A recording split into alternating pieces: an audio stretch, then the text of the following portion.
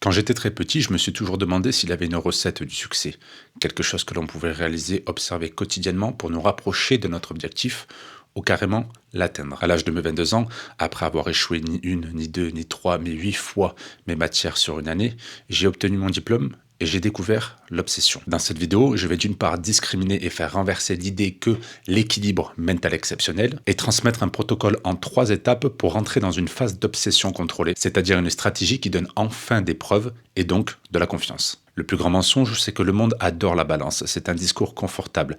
Ça sonne mature, ça sonne sérieux. Ça donne l'impression que tu as compris la vie. Un peu de travail, un peu de vie perso, un peu de vie sociale, un peu de sport, un peu de ci, un peu de ça. Mais pose-toi une question simple. Est-ce que l'équilibre crée quelque chose d'exceptionnel? Pas est-ce que l'équilibre rend heureux? Ça oui. Pas non plus est-ce que l'équilibre réduit l'anxiété?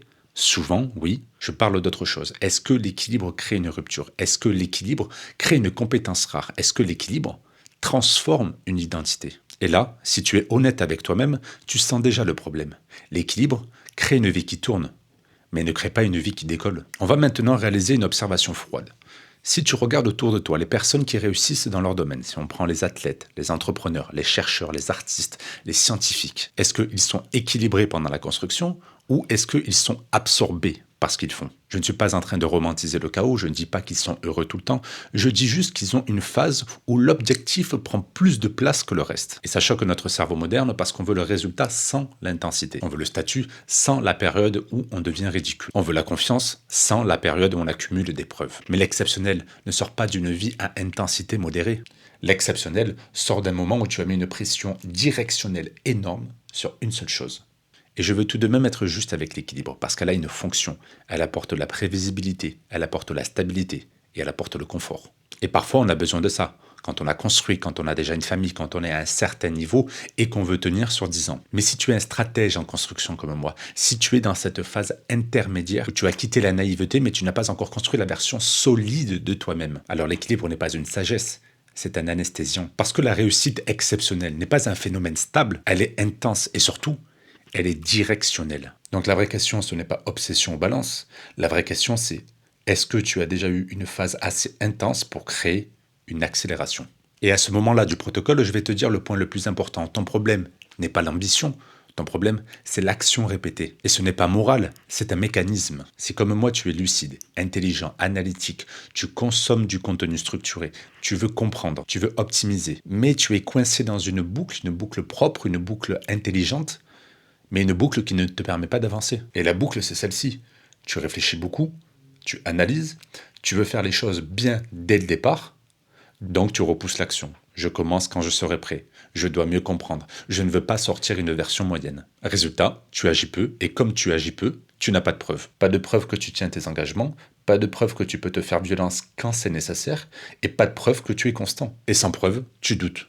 Et quand tu doutes, qu'est-ce que fait un cerveau intelligent? Il compense en réfléchissant plus. Et donc, tu reviens au début avec plus d'analyse, plus de consommation, plus de contenu, et tu restes bloqué. Pas parce que tu manques de potentiel, mais parce que tu n'as jamais injecté l'élément qui casse le système. Maintenant, on va définir l'obsession de manière rationnelle, pas comme du mystique, pas comme une pathologie. L'obsession, c'est simplement une concentration prolongée et exclusive de ressources sur un objectif unique. Les ressources sont ton temps, ton attention, ton énergie, et tes décisions. Et je sais pourquoi ce mot fait peur, parce qu'on associe souvent obsession à perte de contrôle, à burn-out, à déséquilibre total. Mais dans ce protocole, je vais te proposer l'obsession de manière contrôlée, c'est-à-dire qu'il va y avoir un début, une fin et surtout des règles. Parce que ton objectif, ce n'est pas de devenir intense pour te sentir intense. Ton objectif, c'est d'accélérer assez fort pour sortir de la stagnation, pour créer des preuves et pour changer d'identité. On va observer cela comme de l'ingénierie. Ton temps est limité, ton attention est limitée, ton énergie est limitée. Si tu disperses, tu progresses lentement parce que tu redémarres ton cerveau tous les jours. Tu reviens dans le contexte, tu te remets dedans. Tu perds donc ton élan face à ça. Tu restes dans le sujet, tu accumules du volume, tu vois des patterns et surtout, tu produis plus de preuves en moins de temps. Il y a tout de même un point important que l'on doit développer, c'est pourquoi l'obsession est autant mal vue. Parce qu'une personne obsédée, elle coupe les distractions, elle s'éloigne de sa vie sociale, elle devient presque inconfortable à regarder. Parce que tout simplement, elle révèle l'écart entre je sais et je fais. Voilà toute la différence. Donc, on préfère vendre la balance parce que c'est plus acceptable, parce que c'est plus vrai. Maintenant que vous savez ce que c'est que l'obsession, qu'on a les fondations, on va pouvoir passer au protocole, à la stratégie. Alors je ne vais pas te demander d'être obsédé, je vais te demander de rentrer dans une phase d'obsession contrôlée. J'appelle ça la fenêtre d'obsession. Une fenêtre de 6 à 12 semaines, pas toute ta vie, pas pour toujours, juste assez longtemps pour créer une accélération.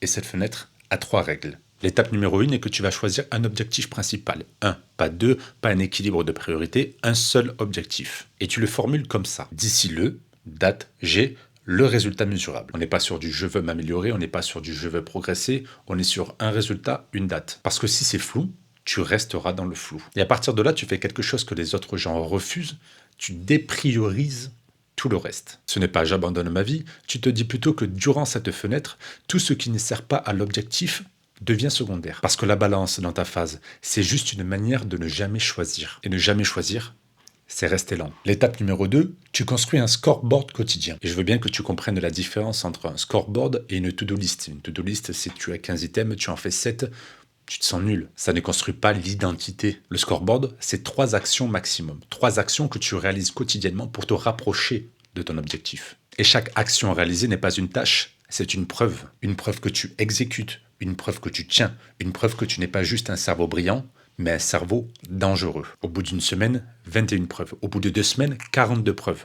Au bout de 6 semaines, tu changes. Pas parce que tu es motivé, mais parce que tu as accumulé de la donnée sur toi-même. Étape numéro 3, tu définis 3 socles non négociables. Alors attention, ce ne sont pas des concessions à la balance, ce ne sont pas non plus des petits moments pour toi, ce sont les fondations de ton obsession durable. Le socle numéro 1, c'est le sommeil, minimum 7 heures. Ça, c'est pas négociable, parce que sans sommeil, tu deviens idiot. Tu prends des décisions stupides, tu perds ta régulation émotionnelle et tu perds ta capacité à exécuter. Le socle numéro 2, c'est le corps, minimum 30 minutes de mouvement, pas pour l'esthétique, mais pour la clarté mentale. Et enfin, le dernier socle, une interaction humaine réelle, une vraie conversation. Parce que l'isolement prolongé déforme ton jugement et te fait dévier. Ces socles ne sont pas là pour t'équilibrer, ils sont là pour maintenir l'intensité sans te casser. Maintenant, avec tout ce qu'on a dit, tu observes 2 trajectoires. La trajectoire numéro 1, c'est un équilibre constant. Tu avances doucement, tu restes stable, tu te sens bien. Et tu obtiens des résultats moyens. Et la trajectoire numéro 2 sont les phases obsessionnelles. Tu crées des tunnels, tu compresses l'apprentissage, tu accumules des preuves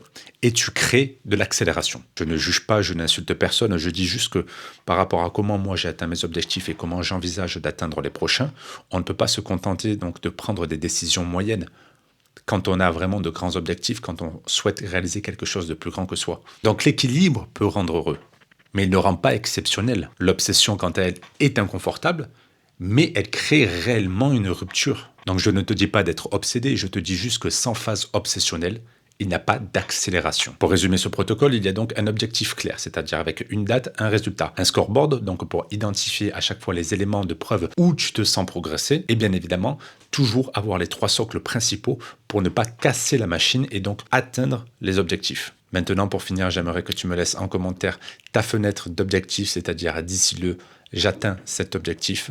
Et si tu souhaites avoir donc d'autres protocoles complets et également des mécanismes rationnels, n'hésite pas à t'abonner. Et enfin, pour finir, un dernier petit mot. Si l'on souhaite obtenir de grands résultats, il faut faire de grandes décisions.